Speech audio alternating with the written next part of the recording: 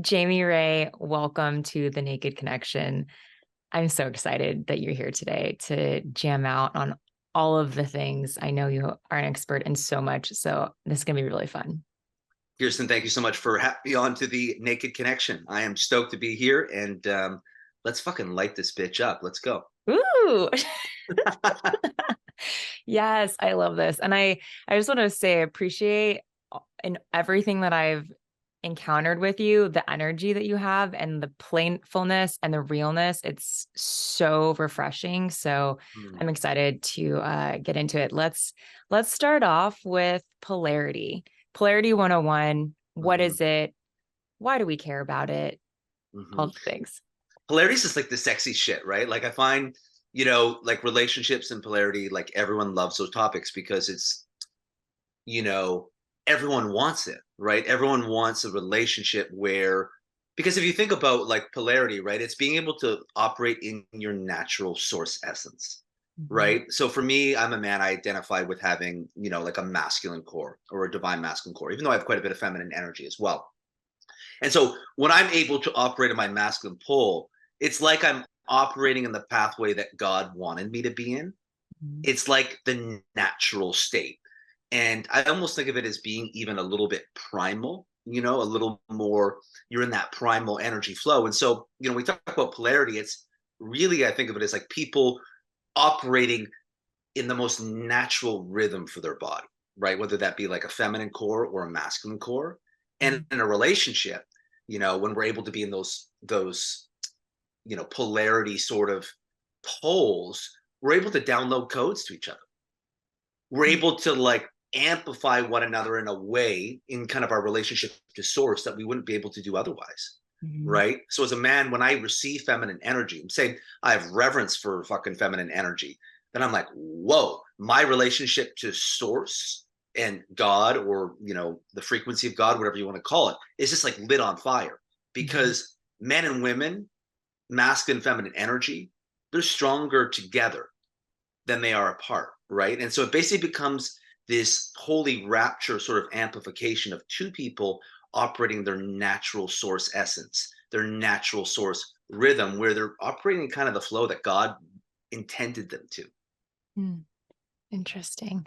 And I imagine it's like we have, as you said, that you have both masculine and feminine energy Yeah. within you. So is it like activating the polarity within you as well as the polarity in another? Yeah. So, and this will be an interesting thing too, because I know that you said you probably have quite a few men that are going to be listening to Mhm. this.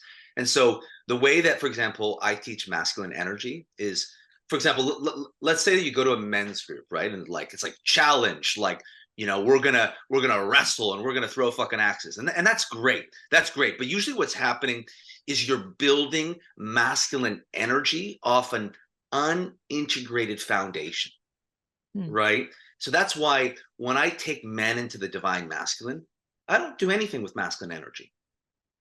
I just deal with their feminine. Hmm. Because the feminine energy, if we're thinking about working with the divine masculine, is more of a descent. Mhm. It's a descent into the body. It's kind of like, let's get back to neutral. Let's get back to reality. Let's clear the canvas so the soul can paint with the brush of your divine masculine energy, but we have to clear the foundation. This is why you see like men, they'll go to like a men's group and they'll be like, yeah, like hoorah, but then they'll go to their fucking relationship. Their partner's like, I don't fucking trust you. Why don't you fuck me to God? Right. And it's because it's actually not integrated in their nervous system. They're still holding on to so much fear. And so when a man deals with his masculine, or sorry, his feminine chords, what he's essentially doing is unlocking the floodgates to the vibrancy and potency of the full breadth of his masculine potential. Mhm. The same thing with a woman, because I work with both men and women. I'm about 50-50 in my practice. And so when a woman deals with, that's why like I bring them through practices of, let's deal with your fucking anger, the masculine. Let's go. And then when we unhook those masculine cords, it's like her fucking yoni is just glowing and lit on fire, because now she has a frame, an internal frame, so that she can drop into her feminine energy in a way where she's finally fucking safe. Mm. Okay, this is making so much sense. Yeah, I love how you described like because I have like encountered this where like a knowing like they're doing the men's work and they're going to the things and then when they Yeah, are in relationship it just you're like where's all of that work, and I'm sure vice versa for yeah. women for them to receive that too. So what are thinking like tactically, what are some things? So, like, sure, you can go through axes, but like, what else can you do to actually thinking like for a man in this example, like Yeah. work with that feminine part of themselves? Yeah, and so immediately as you say, there's two things, and I'll give an example for both ends of like Mhm. just really simple things. Maybe one's not so simple for the men, but so and this is a process I did with myself where when you're dealing with, let's say, feminine chords, right? So feminine chords. Sorry, I'm a little bit sick right now, so if it sounds a little. So if we're dealing with feminine chords, we have to deal with the maternal ancestral lineage as well as our mom stuff. So that's the whole left side of the body, right? So when I work with men, I'm working on the left side of their body. And I'm working on the left side of their body to open up the right side of their body. And so when I work on the left side of the body, the practice is let's look at every single way that our ego has gotten involved in our relationships with feminine energy, which is basically there's two parts to it, right? So we think boundaries, there's external and internal boundaries, right? So say an external boundary is I'm talking to a woman or someone who's in feminine energy, and I recognize certain ways that I'm feeling her and her ego, and I've allowed her to come into my space Mhm. in a way where that energy is not totally clean.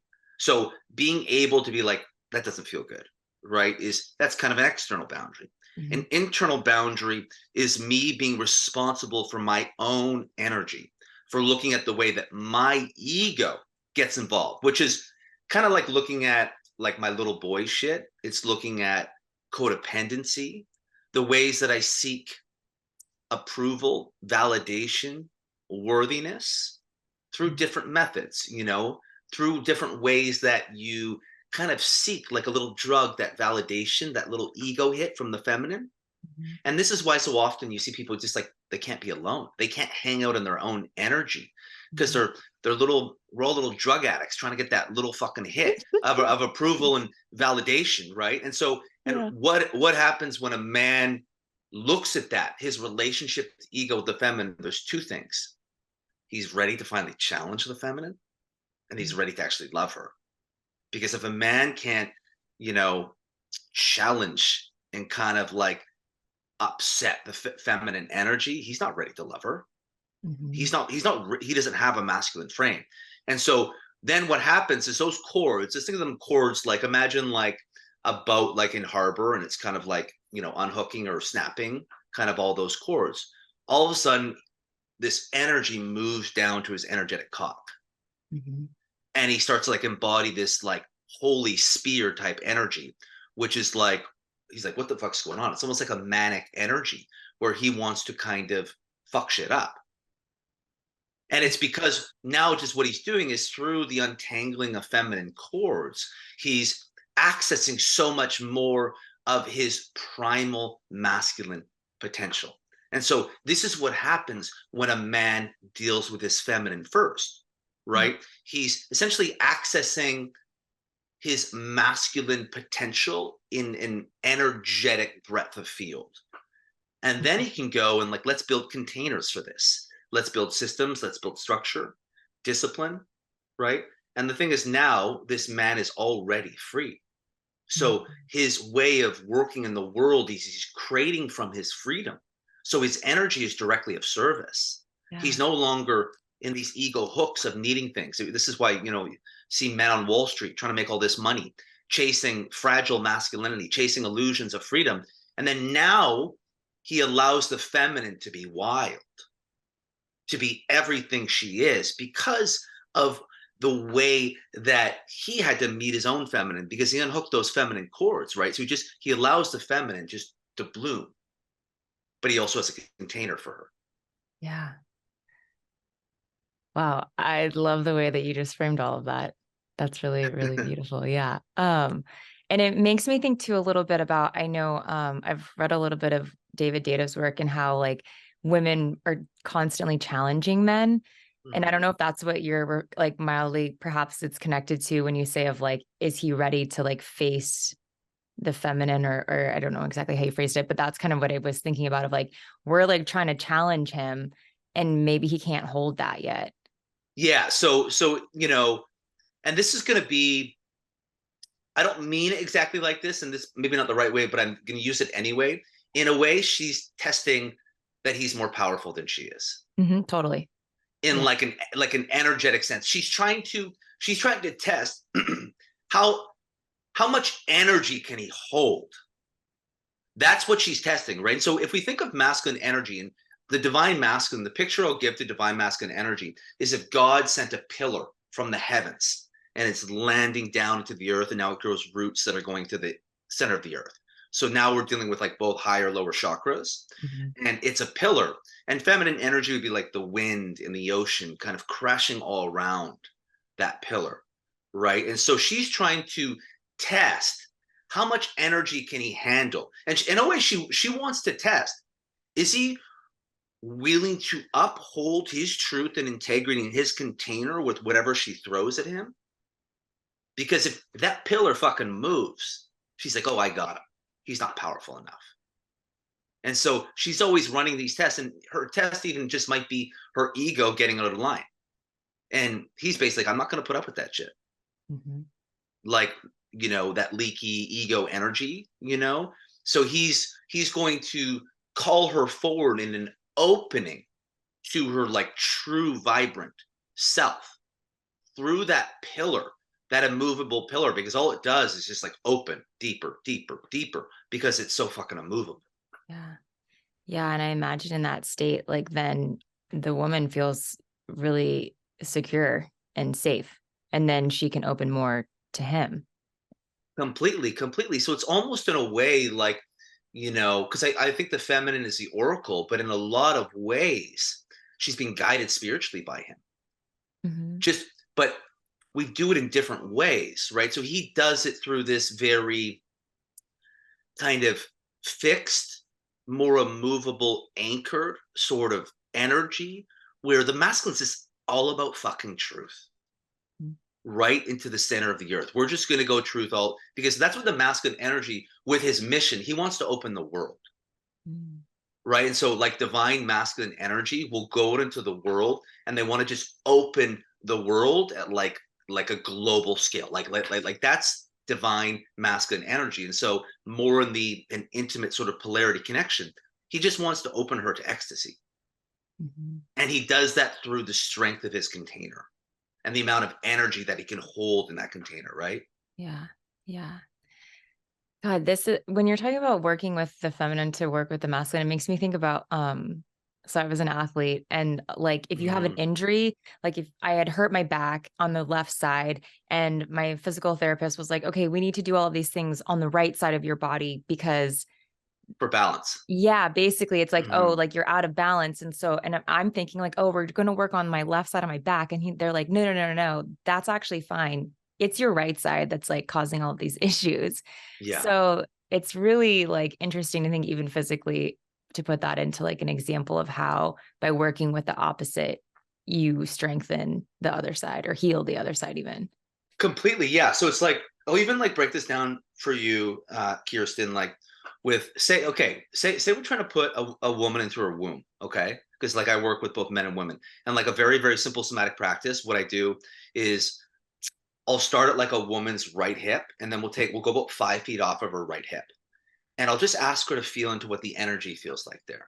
Mm, And we want to get to a space where it feels really clear, right? Where the energy, because that's basically energetically the container of masculine energy in her space, right? So say a woman, for example, was sexually abused or something. It's going to be like a crazy compression of space on the right hip, mm, right? mhm, Because and a constriction of her voice because her power was taken away, right? mhm, And so when women have a lot of unhealed stuff, say with their dad or with the paternal lineage, which would be that women in the family line were not revered by men. They weren't, the women didn't feel safe from the men. Maybe the masculine were abusive, like whatever it might be, right? And so when we feel into that right space, something simple we can begin to do is just create an energetic boundary about 5 feet off of, say, her right shoulder or her right hip, Mm. right? And so we kind of just create a white light, and we just say, we just kind of let them know all masculine energy is going to be outside of this space. All the paternal ancestors are going to be outside of this space, and that's your space that you own, Mm. right? And so now what we're trying to do is just kind of give the body a little bit of decompression, right? Because when we have a lot of unhealed stuff with masculine energy, we're going to have a compression on the right side of our body. And Mhm. so even just that boundary, right? So this is like women learning to be boundaried with masculine energy. Mhm. That opens that up. And so now what happens is we can start to heal the right side of our body.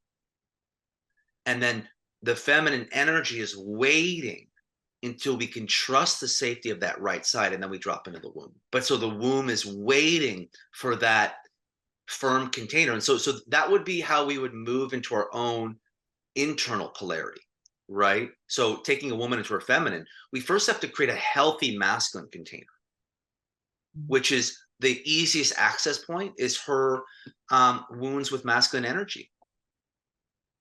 And a really simple example, because I think I said I would give you one for both sides that I deal with women is, and it's really, really simple. Say you have a week between sessions or a week, whatever, just look for healthy examples of masculine energy in the world and allow your body to receive it and begin to build an imprint. And in doing that, all her shit with the masculine's going to come up. All her shit with the masculine's going to come up. And now we're kind of, that's an access point to the somatic work. Yeah. Wow. Okay.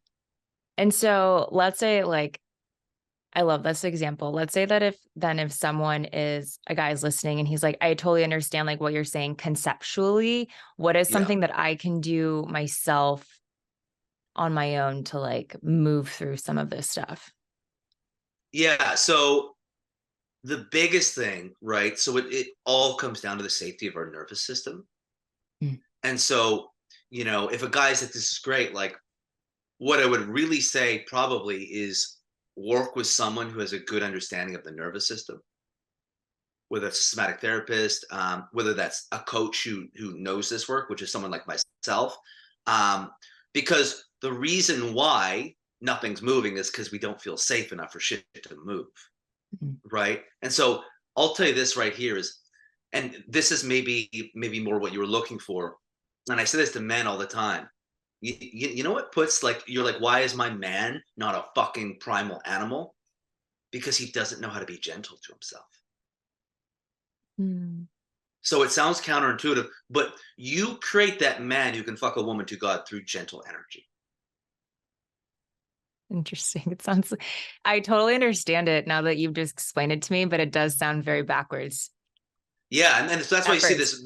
this. That's why you see this men's work. They're like, bruh, like you didn't follow through on your commitment. Give me 20 push-ups, And it's like the thing is that energy is needed, right? That is needed.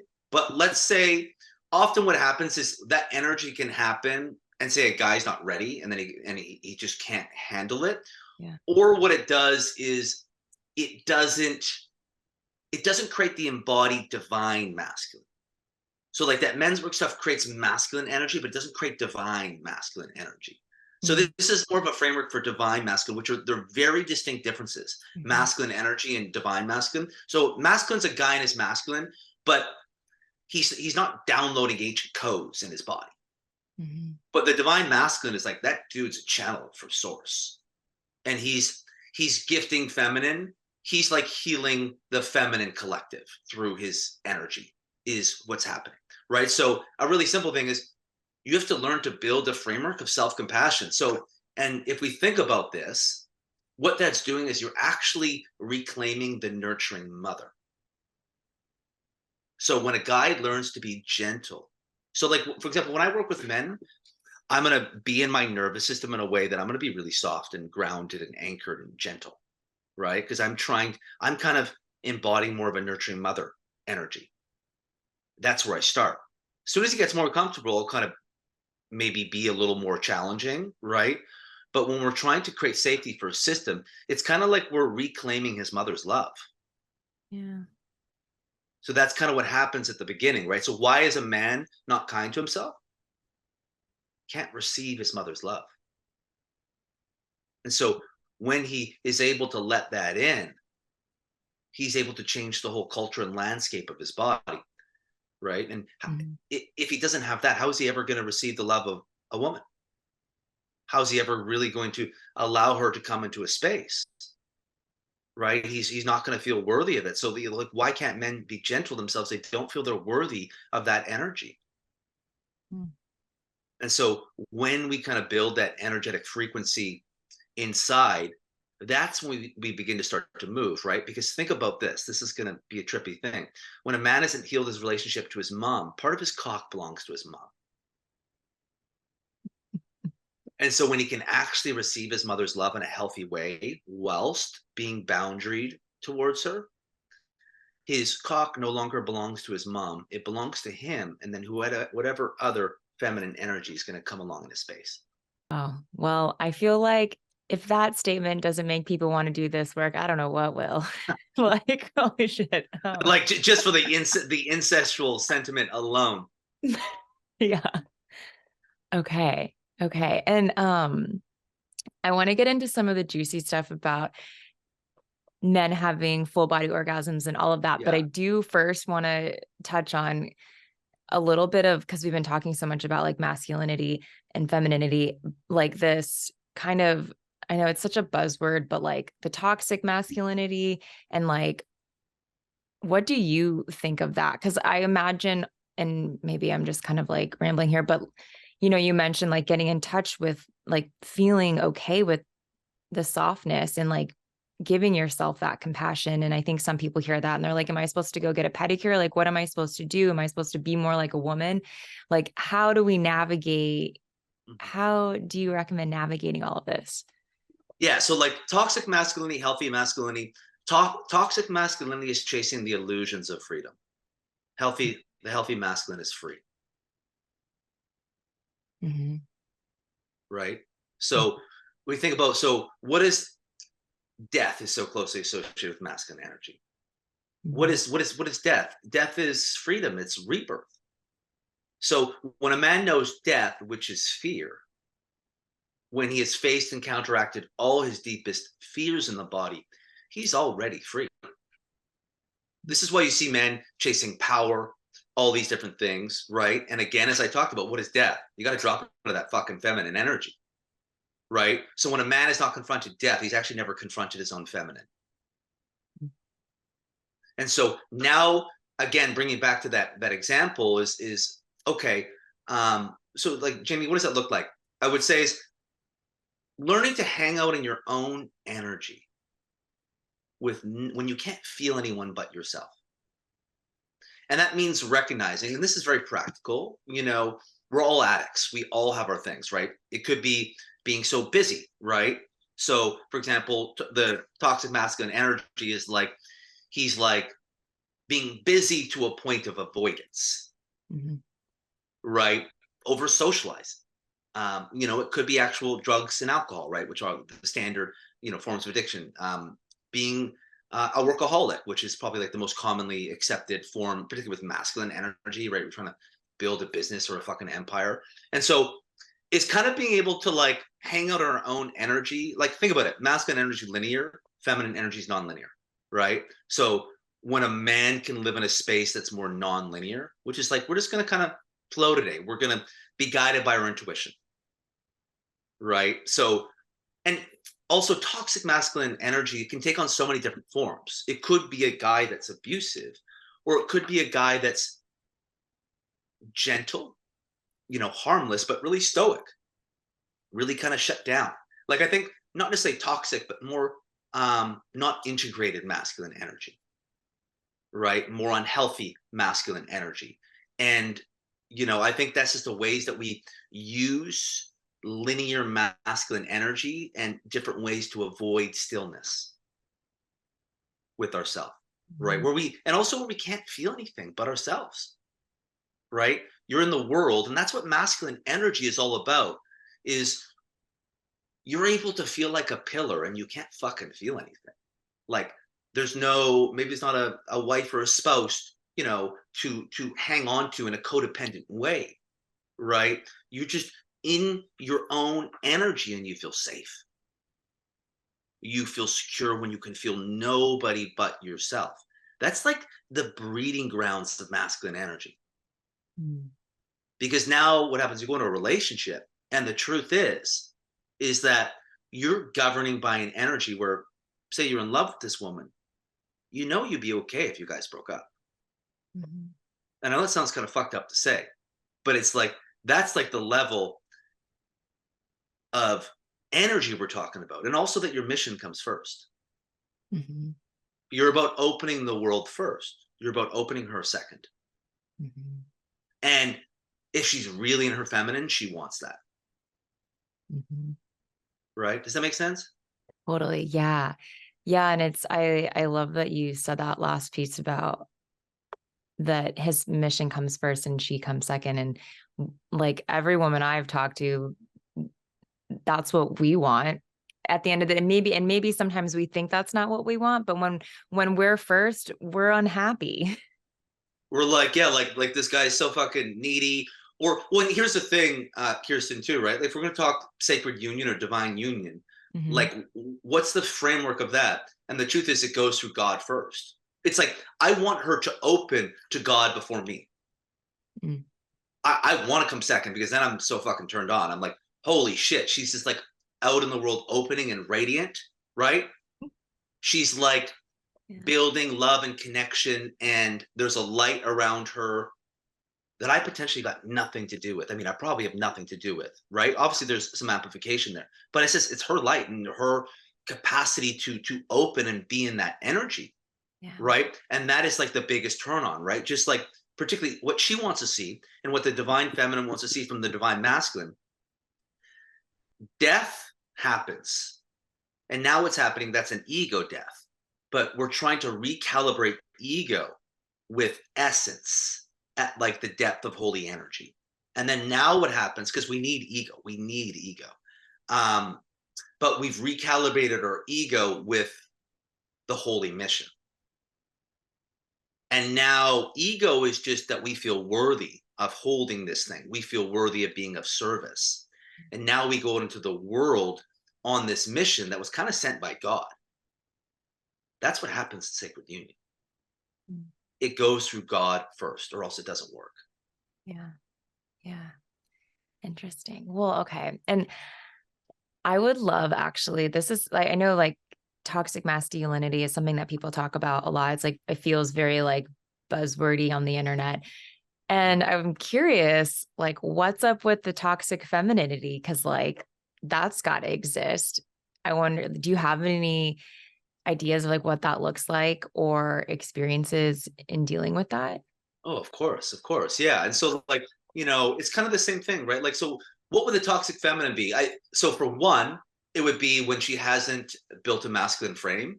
And so she's kind of looking for like a man to come and save her. Mm. Mhm. Right. So for example, and how I'm going to relate this, say a feminine woman wants more of a traditional partnership. She's like, I want to be a mom, I want to have babies, which a beautiful thing, right? Um, but she's never but that's coming from a place where she's never learned to build a masculine frame for herself. That's a little more of that little girl speaking, where you want her to, you want her to have some type of mission that she's been able to create for herself, right? Because that's like, how do we create this inner polarity, Mhm. right? So one is that she hasn't developed, it's an underdeveloped masculine frame, Mhm. which is like, I want a man come in to pay for everything. And sure, it's like got some sexy polarity shit, but it's pretty fucking codependent, Mhm. right? So that's one. Another one is an overdeveloped masculine frame where Mhm. there's no space for a man. There's no space for men. And I'll tell you this: what men are doing when they meet a woman. Can my masculine energy win here? Mhm. Right? If he's consciously or unconsciously asking himself, what it means is there space for my masculine energy? And if she's got an overdeveloped masculine frame, there ain't no fucking space for masculine because she's in that space. Yeah. And the way I relate to that is like it's really nervous system related, right? It's like, say a woman's going through her day and she's like kind of a low grade anxiety trying to get shit done. Like that's taking up a lot of masculine energy. And like now when she brings that energy into partnership, he's like, whoa, it's kind of like a bit abrasive and harsh. Yeah. He wants to feel some soft shit. He wants to feel this opening to him, right? Which is that she's able to be in her masculine energy. But she's restored her anger to masculine energy, right? And so when a woman has an underdeveloped or overdeveloped, she hasn't dealt with, hasn't course corrected her wounds with masculine energy. And so when that's the case, masculine energy is just going to trigger a lot of different things in her space, right? And so a guy is looking, can my masculine energy win in this space? Is she going to be able to receive me and support my energy and amplify my energy? Because if she, has an overdeveloped masculine frame, she's not going to want the masculine to win because it means she's going to have to receive. Yeah. And that's far too confronting, particularly if she's, say, has all this fucking anger to dad who was never there and was a shitty, father and never created that safety for her. Mm-hmm. Right. And if it goes down the lineage line, et cetera, et cetera. And so, I would say what's healthy feminine energy? It's an entry point through a healthy masculine frame to her own womb. I feel like this is all resonating very deeply for me personally. I've done a lot to kind of work on Yeah. moving out of that, especially since the last relationship I was in, I was like, okay, I need to actually work on this and soften into this more and feel safe. I think it's so true about the nervous system part of it, of like that's what's like kind of like driving a lot of action here. So, okay, let's say that whoever, like someone's listening and they're like, okay, I'm working on my feminine, or it's a girl, she's working on her masculine. We're coming into a beautiful polarity. We've met someone amazing. And now we're ready to step into what you're describing as this sacred union.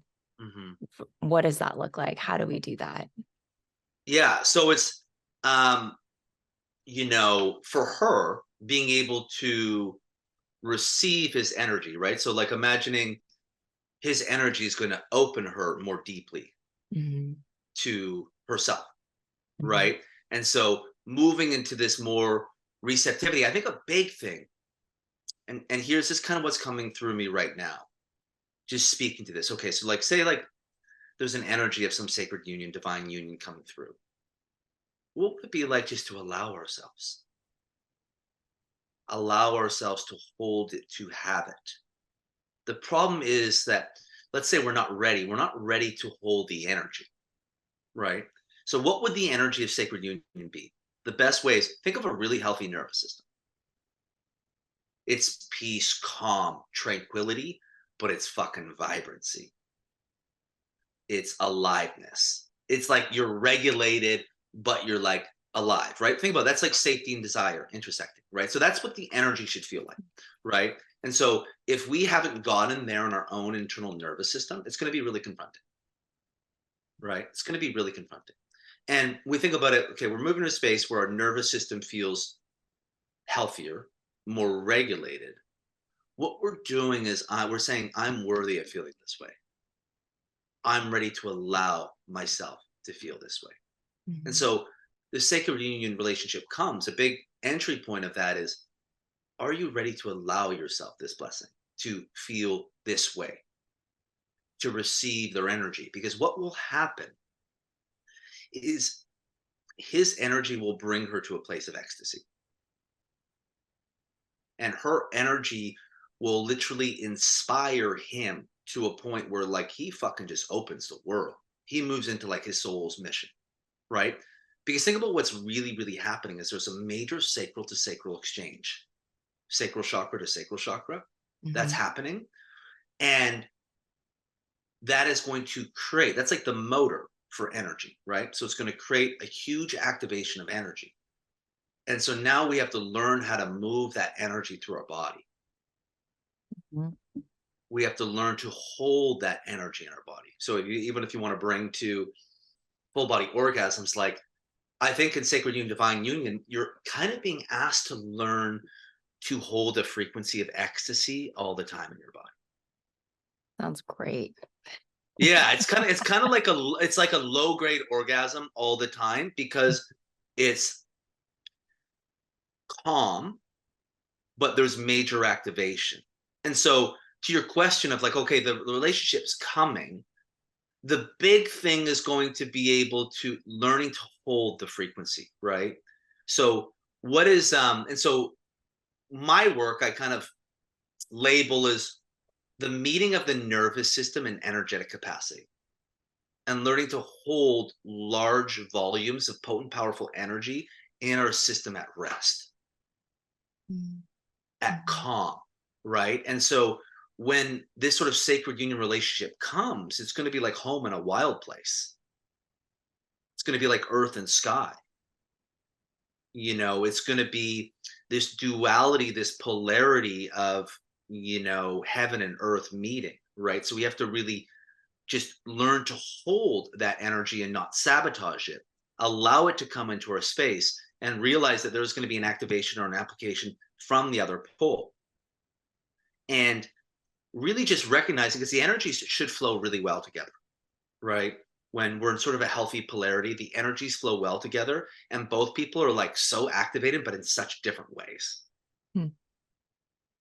And they take that sort of sacral activation and are able to bring it out into the world to kind of do God's work. Yeah. Yeah.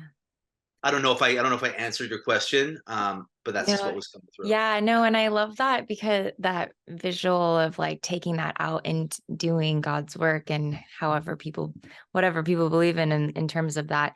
I always feel like there are some couples that I've met in my life who, by them being together, they're going out and it's just like this beautiful light that they shine as a result of their relationship together. And it's just really Yeah, beautiful to be like in that space and to see that and that exists for people. completely. So I think with these holy sort of unions, that's what happens. And Mhm. that's a sacral to sacral exchange. That's like the divine masculine, divine feminine imprinting codes with one another. And think about it, like that's how the new earth is going to be created through the portal that these type of unions open. Mm-hmm.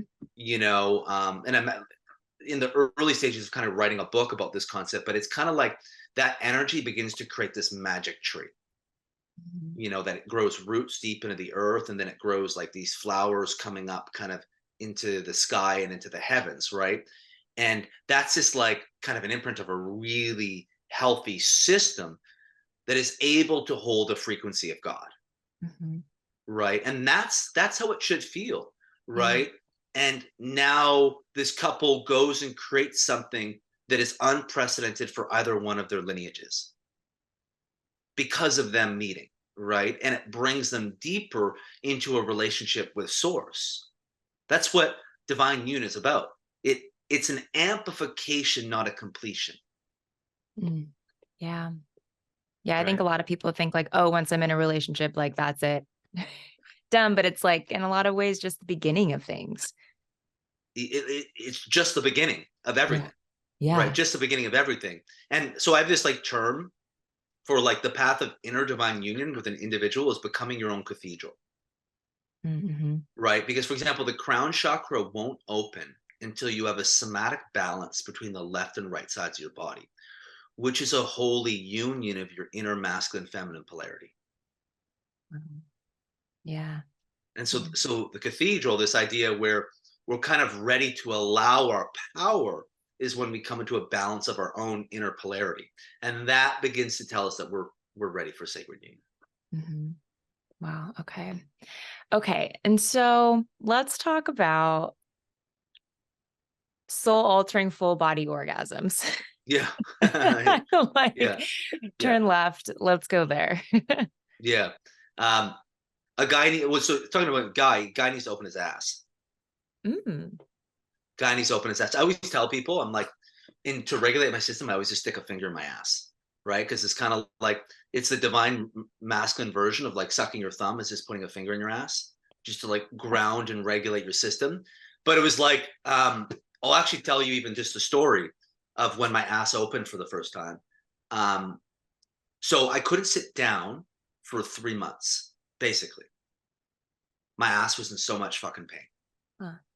My like ass was like burning all the time, thought I had hemorrhoids, right? So went to the doctor and I'm like, doc, I got hemorrhoids, you know what I mean? Got to get me like what the fuck's going on? Kind of freaking out because at the time I was like a hypochondriac, which I'm a lot better with now.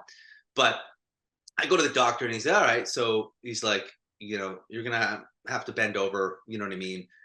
I was like, what? Okay. Never had my prostate checked. And so bent over and he starts putting on a glove. And so my heart rate rises and I'm kind of freaking out a little bit. And he puts his finger in my ass and starts checking my prostate. And all of a sudden, when he's there, I start sobbing like a baby, Mm-hmm. start sobbing uncontrollably, like wailing in the doctor's office with this doctor's finger at my ass. Yeah. And I realized in that moment that I was purging and excavating. First off, it was my root chakra that was opening. So your root chakra right in your ass, Mm-hmm. right? And I was purging and excavating birth trauma. So a lot of the origin, I say, of my trauma came from when I was in my mom's womb, just with her emotional, anxious state, with certain different trials that she was going through when she was pregnant with me. And so I was just imprinted into all this. And so I came into the world just not feeling safe, right? And I was like, why? Because there was no like traumatic experience when I was out in the world that had happened. And so in doing that, I was holy shit. When I made that connection, my ass started to integrate and I started to just like feel this bliss in my asshole that started to now move up my entire body. And it was my ass was opening, meaning my root chakra was opening, meaning I actually finally began to feel physically safe in my body. Mm. And so because the erogenous zone for a guy is going to be his prostate, his ass, and also like his taint between his asshole and his balls, right? Like a woman presses on that area when she's say giving a blowjob, he's just gonna fucking come like crazy. Um, but so and what I'm coming to is like, okay, so this idea of a full body orgasm, what's happening, right? And there's different I don't know how to say it properly, Taoist, Mm-hmm. the practice of like like semen retention, all these different things, different tantric stuff. um it's basically when all your chakras align. Mm-hmm. So when all your chakras align, they're spinning in synchronistic fashion. And now what's happening is that energy can circulate through your body. Because think about it, like we want to create energy is going to come down and it's going to be like this. It's going to spin like this is like the Holy Spirit, right? And so when that energy is able to circulate through all the chakras, you're able to hold that energy. But the first thing he's got to open his ass. Wow.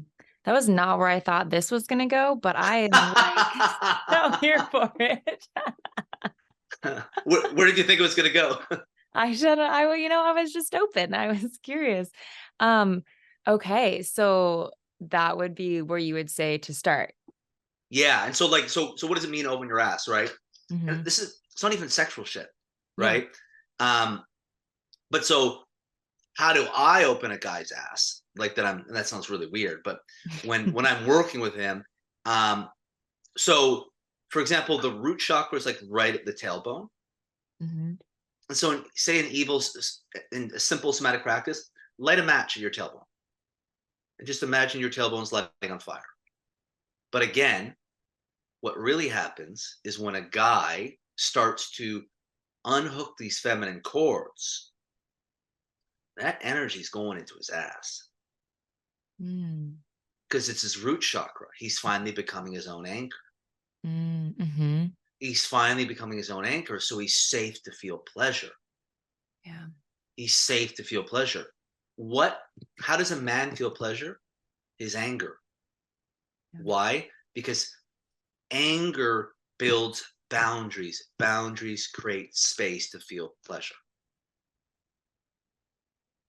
And so now, as his anger drops into his cock and his ass starts to open. And now we can finally begin to feel pleasure there. Right. And so with that anger, like how does one work with that? Because I know a lot of men that I've worked with or talked to struggle with safely accessing that, or with, Mhm. having a relationship with their anger in a way that they feel they can access it, or that is in like a healthy dynamic. Yeah. See, like you got to start setting fucking boundaries. Like the way you build a healthy relationship with anger, every single time you feel it, no matter how small, you got to validate that experience. Ooh, that doesn't feel quite right. Text message comes in.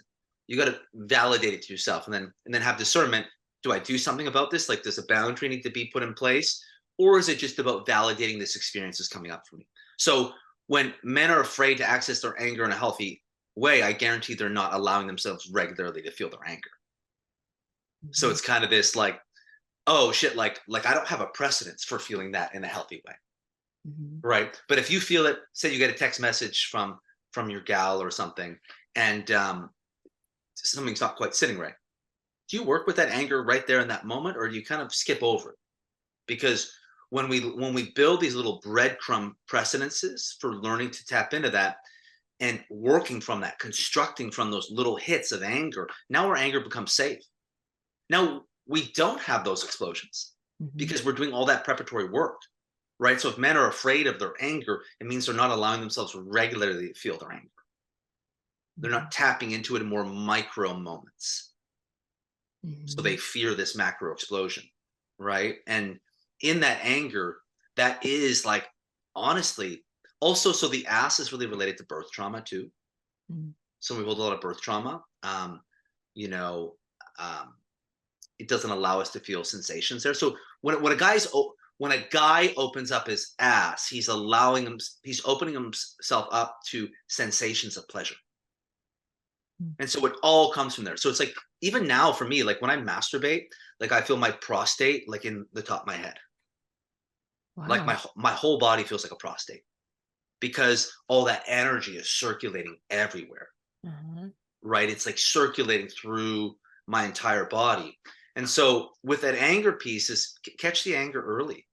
Mhm. So much of anger is like we feel a little hit of anger and we discredit the anger, we invalidate it, we kind of mute it. We're like, like we doubt it, right? Because when that anger comes, it's a great time to honor what your reality is.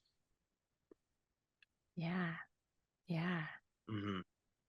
God, this is fascinating. And I even am like thinking about when you go through the process of opening your ass, of feeling the anger, of setting those boundaries, then that invites in the capacity to have more pleasure.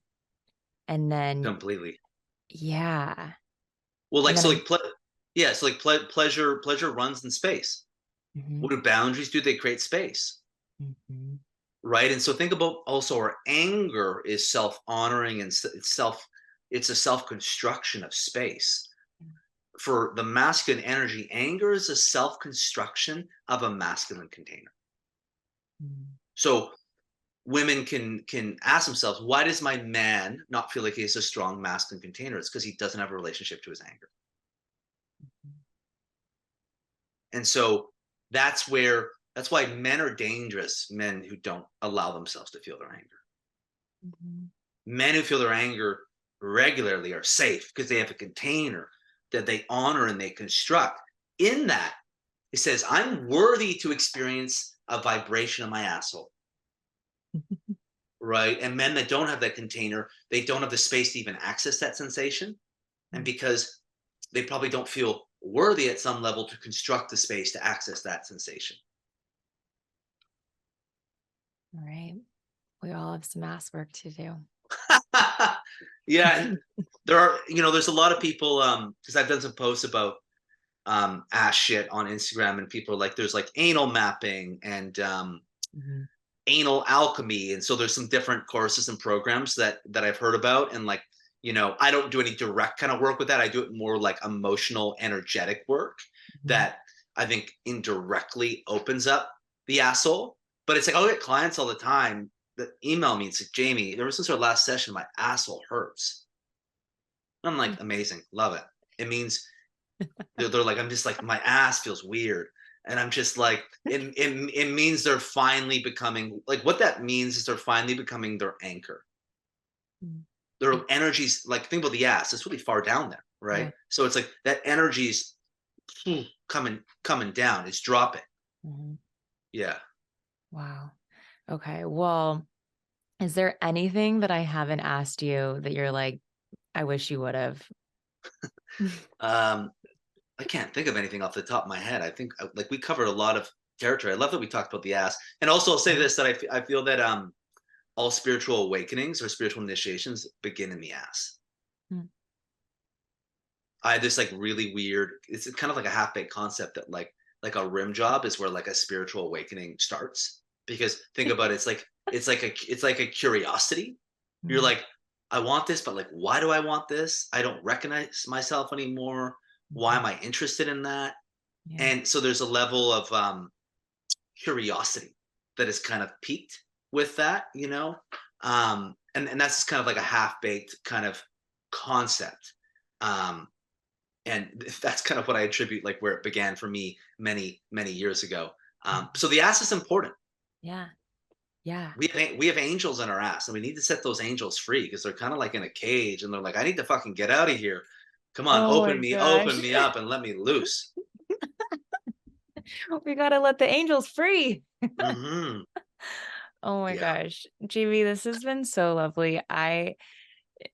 In light of that last, I really feel like you're this intersection between like poetry and profanity and like all the things. And I love it so much. And I would love to, like, if you could share where people can go connect with you, find you, work with you, all Yeah. of like the best places to see you moving forward. Of course, that's a great way to describe me. Poetry meets profanity. I love that. I've never heard that before, but that feels very, very accurate. It's like one minute we're being really nice talking about the angels, and the next minute we're like talking about I got Satan in my fucking asshole. And it's just whoa, like we took a sharp left turn all of a sudden. I didn't see that coming. So the best place for them would be my Instagram right now, which is handle jamie.n.ray, and that's spelled JAMIE.N.REA. My website, which is under construction, depends when this is live, probably by early December. My new website will be live, which will have, it's kind of like a one stop shop of all my courses and everything. But that's jamienray.com. But Instagram would be the best place because I'm leading a workshop at the end of November. I have a live event in Australia in January, and I'm running an 8-week online program beginning at the end of January, and then always available for one-on-one work. I work with both men and women, and online through Zoom, and so yeah, Instagram would be the best way for them to kind of enter my orbit. Lovely. I love it. Thank you so much for being here. I feel like this flew by. I can't wait to share this with everybody. I know everyone listening, they're gonna love it. They're gonna love you. Thank you so much, Kirsten, for having me on. It's a pleasure. Wishing you the best with this podcast, and let's connect soon. Thank you so much for tuning in to this episode of The Naked Connection. Be sure to subscribe so you don't miss another episode. Trust me on this, your sex life and that special someone in your life will thank you for it. And if you really love the show, please take a moment and leave a 5-star review or a written review and let me know what you think. It would mean so much to me and this show. Until next time, happy connecting.